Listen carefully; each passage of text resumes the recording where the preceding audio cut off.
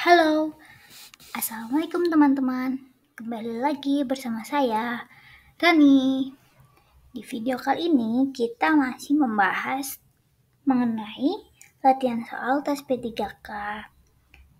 Tetapi untuk pembahasan kali ini kita membahas kemampuan integritas ya. Di setiap video pembahasan saya yaitu terdapat 10 soal yang akan kita bahas bersama, yang akan dijadikan sebagai bahan untuk kita belajar bersama.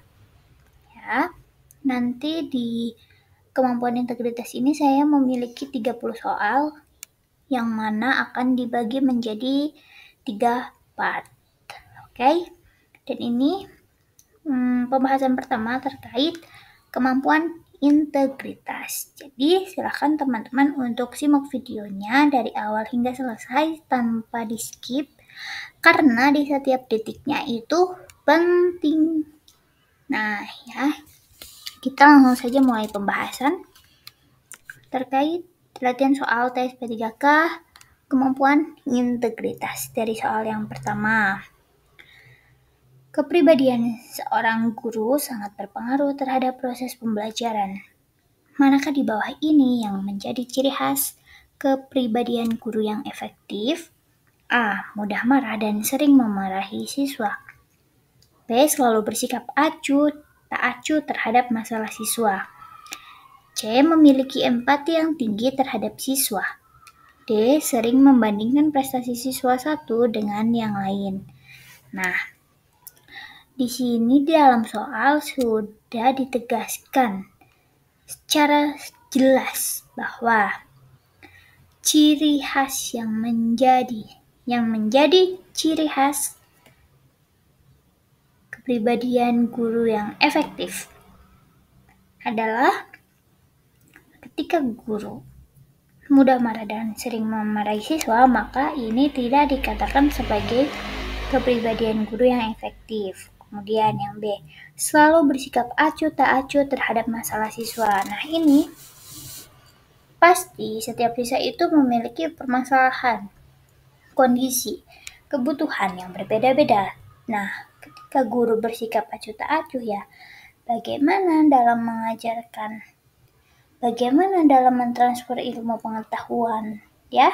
Jadi ini tidak efektif. C. Memiliki empati yang tinggi terhadap siswa.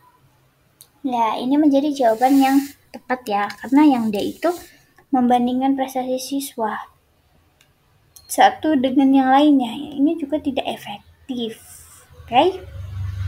Jadi, jawaban yang paling tepat adalah yang C. Memiliki empati yang tinggi terhadap siswa. Kemudian nomor 2.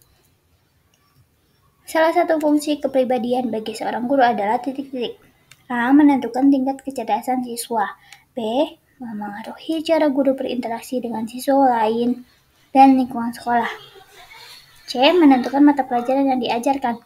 D. Menentukan jumlah siswa dalam satu kelas. Nah, fungsi kepribadian bagi seorang guru itu yang paling tepat adalah untuk mempengaruhi cara guru berinteraksi dengan siswa lain dan lingkungan sekolah. Kenapa? Karena pribadi seorang guru itu ya harus mampu berinteraksi dengan siswa dan juga lingkungan sekolahnya. Karena kan guru kan mentransfer ilmu pengetahuan ya. Ketika guru tidak bisa berinteraksi dengan siswa, bagaimana cara guru untuk mentransfer ilmu pengetahuan tersebut gitu. Jadi jawaban yang paling tepat B. Kenapa A kurang tepat? Karena ya yang menentukan tingkat kecerdasan siswa itu bukan seorang guru ya. Ya guru hanya sebagai fasilitas saja, karena tingkat kecerdasan setiap siswa ya pasti dimiliki oleh masing-masing siswa gitu. Dan yang C, menentukan mata pelajaran yang akan diajarkan. Ini juga kurang tepat ketika dihubungkan dengan fungsi kepribadian bagi seorang guru. Yang dia menentukan jumlah siswa dalam satu kelas ini juga bukan ranahnya guru ya. Jadi yang paling tepat adalah yang B, mempengaruhi cara guru berinteraksi dengan siswa dan lingkungan sekolah. Nomor 3. Sifat utama yang saya miliki adalah titik-titik. A.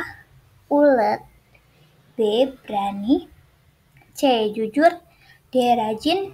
E. Disiplin. Nah, ini tergantung pribadi teman-teman semua ya. Kalau saya di sini saya akan menjawab jujur karena sifat utama saya itu adalah jujur ya. Saya paling tidak bisa untuk berbohong. Nah, teman-teman silakan untuk memilih sifatnya masing-masing sesuai dengan sifat utama yang dimiliki oleh teman-teman. Oke. Tapi jawabnya harus sesuai ya. Nggak boleh sifatnya orang lain gitu. Harus sifat yang ada di dalam diri teman-teman. Kemudian, nomor 4. Seorang guru yang memiliki kecenderungan introvert cenderung introvert itu diam ya, kurang bisa berinteraksi. Introvert cenderung gimana? A. Mudah bergaul dengan berbagai macam orang. B. Lebih suka bekerja sama dalam kelompok besar. C. Lebih suka merenung dan bekerja sendiri. D. Mudah terdistraksi oleh lingkungan sekitar. Nah, tadi seperti yang sudah saya jelaskan bahwa introvert itu kepribadian seorang yang tidak menyukai keramaian, lebih suka sendiri, lebih suka berdiam diri, menghindari keramaian gitu. Itu namanya introvert, jarang berinteraksi dengan lingkungan sekitar. Jadi ketika kita menjawab A, mudah bergaul dengan berbagai macam orang, ya kurang tepat. Ini tuh adalah sifat ekstrovert. Kemudian yang B, lebih suka bekerja dalam kelompok besar juga, ini ciri ekstrovert juga. Yang C, lebih suka merenung dan bekerja sendiri. Nah, ini itu contoh dari guru yang memiliki sifat introvert. Maka guru tersebut akan lebih suka merenung, lebih suka bekerja sendiri, lebih suka menjauhi kerumunan gitu. Karena dia memiliki sifat yang introvert. Kemudian nomor 5, salah satu cara untuk mengelola emosi negatif dalam situasi kelas adalah A. Menyalahkan siswa atas kesalahan yang terjadi. B. Menahan emosi dan tidak menunjukkan sama sekali. C. Mengambil waktu sejenak untuk menenangkan diri sebelum bertindak. D. Memarahi siswa di depan kelas. Nah, salah satu cara untuk mengelola emosi yang negatif dalam situasi kelas, baik kelas yang ramai ataupun kelas yang kondusif gitu, caranya itu yang pertama kita lihat yang A, menyalahkan siswa atas kesalahan yang terjadi. Nah, ini tidak boleh kita sebagai seorang guru malah menyalahkan kepada siswa atas apa yang terjadi gitu. Kita tidak boleh. Karena di dalam soal itu sudah dijelaskan, sudah dikeluarkan kata kuncinya, yaitu salah satu cara untuk mengelola emosi negatif. Ya, kalau kita menyalahkan malah kita akan menambah emosi negatif ya, bukan mengelola gitu. Yang B, menahan emosi dan tidak menunjukkannya sama sekali.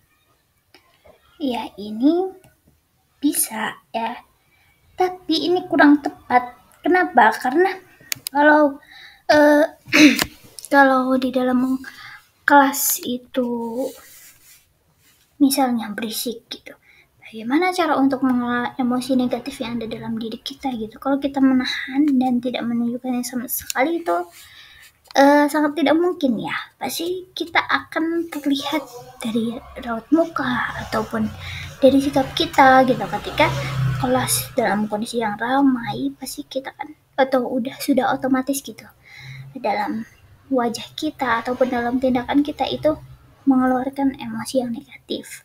Nah, maka ketika menahan dan tidak menunjukkannya sama sekali itu kurang tepat ya.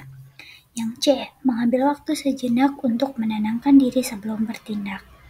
Nah, ini lebih tepat karena ketika kita sedang berada dalam emosi yang negatif, kita mending mengambil waktu sejenak untuk menenangkan diri terlebih dahulu gitu. Sebelum kita itu mengeluarkannya gitu. Sebelum kita meledak gitu. Mending kita tenangkan dulu. Harus seperti apa, harus bagaimana cara mengelolanya gitu. Kemudian nomor 6. Oke, selanjutnya nomor 6. Manakah yang akan Anda dahulukan? Menyelesaikan tugas hari itu terlebih dahulu atau melaksanakan perintah untuk mewakili atasan menghadiri undangan rapat dinas ya. A. Menyelesaikan tugas dahulu karena mendesak. B. Melaksanakan tugas atasan terlebih dahulu. C. Menyelesaikan tugas dulu karena tugas itu menarik bagi saya. D. Menyelesaikan tugas dulu meski sangat terlambat memenuhi undangan tersebut. E. Saya tidak akan menuruti atasan karena saya sedang mengerjakan tugas penting. Nah, di dalam soal ini kata kuncinya itu kita sedang ada tugas di hari itu dan kita diperintah oleh atasan untuk mewakili rapat dinas gitu.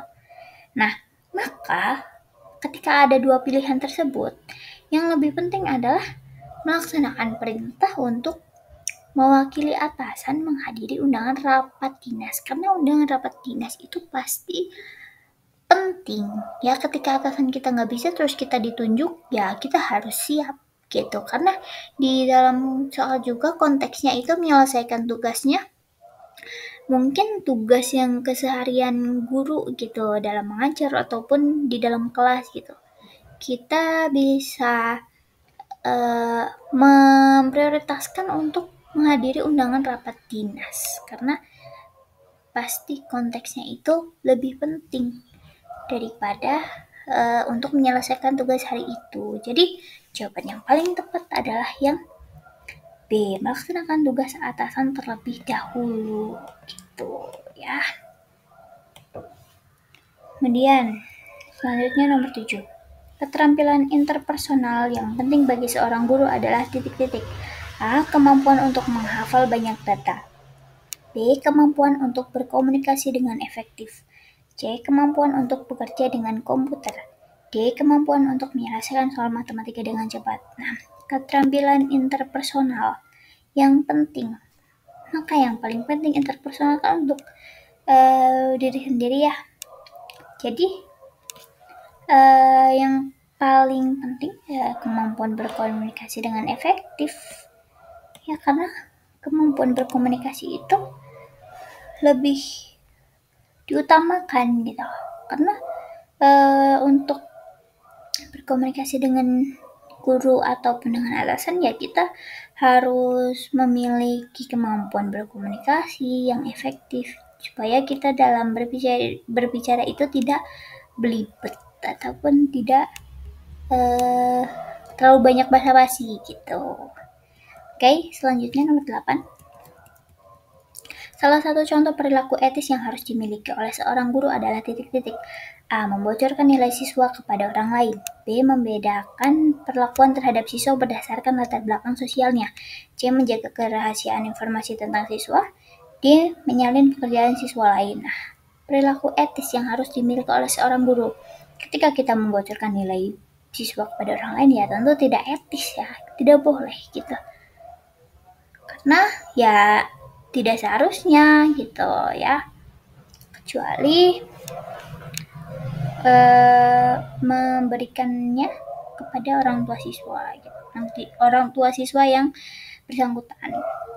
B. Membedakan perlakuan terhadap siswa berdasarkan latar belakang sosialnya. Nah ini juga salah ya. Tadi kita sudah membahas ya di video sebelumnya. Jadi buat teman-teman yang belum nonton video sebelumnya silakan ditonton dulu. Kita sudah membahas tentang latar belakang yang berbeda-beda.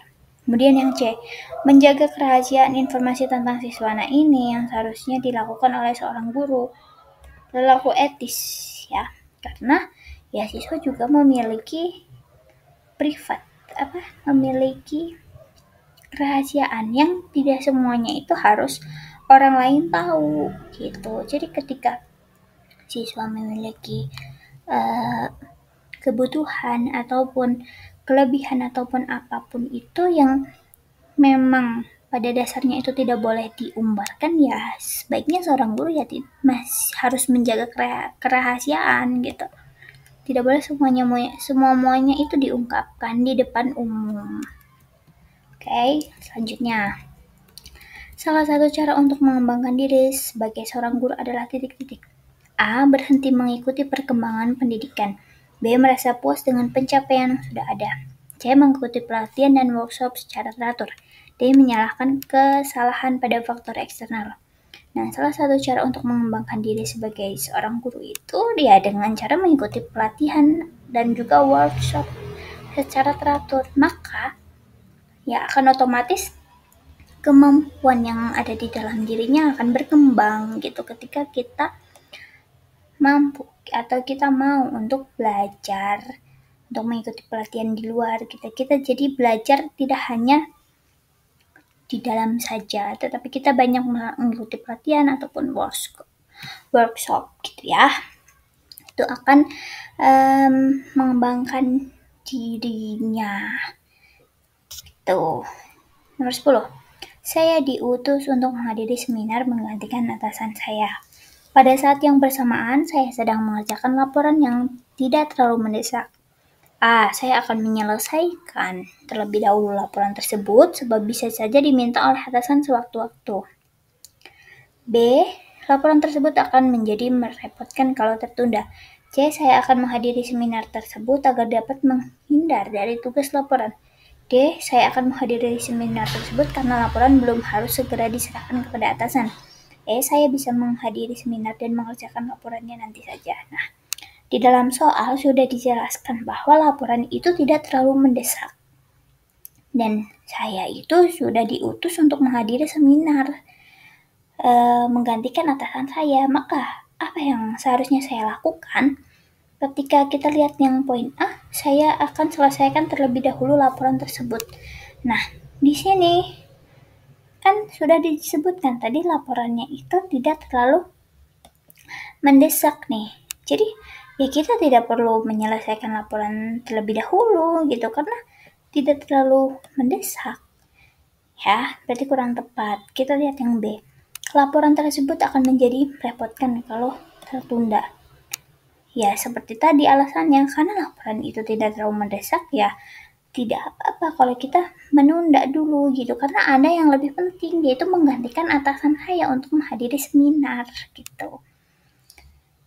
Kemudian saya akan menghadiri seminar tersebut agar dapat menghindari dari tugas laporan. Nah, ini salahnya di sini, agar dapat menghindari dari tugas laporan. Karena tugas laporan itu sudah seharusnya saya lakukan, saya kerjakan, maka bukan untuk dihindari gitu, tapi kita menunda dulu sebentar gitu. Yang B, saya akan menghadiri seminar tersebut karena laporan belum harus segera diserahkan pada atasan. Nah, ini jawaban yang paling tepat. Karena laporan tadi belum harus diserahkan kepada atasan. Jadi, yang paling penting sekarang adalah menggantikan atasan untuk menghadiri seminar. Gitu ya.